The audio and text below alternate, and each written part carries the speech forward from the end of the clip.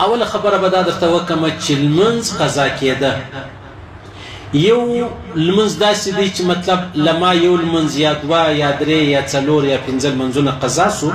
مثلا پرون ورځ زه ټوله ورځ غافله وم، لما لمونځونه قضا سولو، نو نن سهار به زه اول د پرون لمونځ راګرځوم، بیا به زه د سهار لمونځ کوم. که زه د پرون لمونځ راونه ګرځوم، ټیم ستا زما په یاد دی، زما د سهار لمونځ نه صحیح کېږي.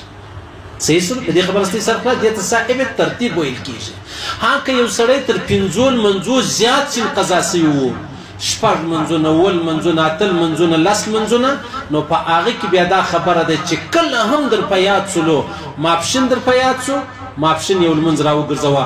که د سهار د راګرځئ، که د ماښام د راګرځئ، که د ماخستن د راګرځئ، که د مازدیګر د راګرځئ، دا خبره نه ده چې مازدیګر به د مازدیګر لمونځ راګرځئ، ماپښین به د ماپښین لمونځ راګرځئ، دا خبره نه ده.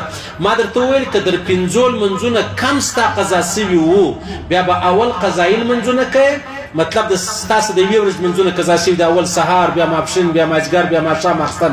اول به د سهار قضایي کوې، بیا به د ماپښین، بیا مازدیګر، بیا ماښام، بیا ماخستن، بیا به هغه خپل د دا بلې ورځې د سهار لمونځ کوې. که د سهار و که ماپښین، بیا به د ماپښین لمونځ کوې. که چیرې داسې ونه چې تا مطلب راولاړ شو 5 لمونځونه ستا قضا شوي دي، تا اول د سهار لمونځ وکړئ، بیا دې د مازدیګر وکړئ، بیا دې د ماپښین وکړئ، دا بیا نه صحیح کېږي. ترتیب برابره دا چې د 5 لمونځو د 6 لمونځو کم یې نه، 5 لمونځونه د 5 لمونځونه کم یې، او که د 5 لمونځو بالا ولو بیا ترتیب نه غواړي. بیا که د سهار په ټیم باندې تا د ماخستن لمونځ راوګرځوې هم پروا نه لري، که تا ماخستن د سهار لمونځ راوګرځوې هم پروا نه لري، هېڅ مشکل نشته. او حال دا دی چې د لمونځ راګرځونګه ټیم نه غواړي چې زه څه ټیم لمونځ راوګرځم، چې ستا زړه غواړي پر هغه ټیم راوګرځوه. شرط دا دی چې مکرو ټیم به نه وي.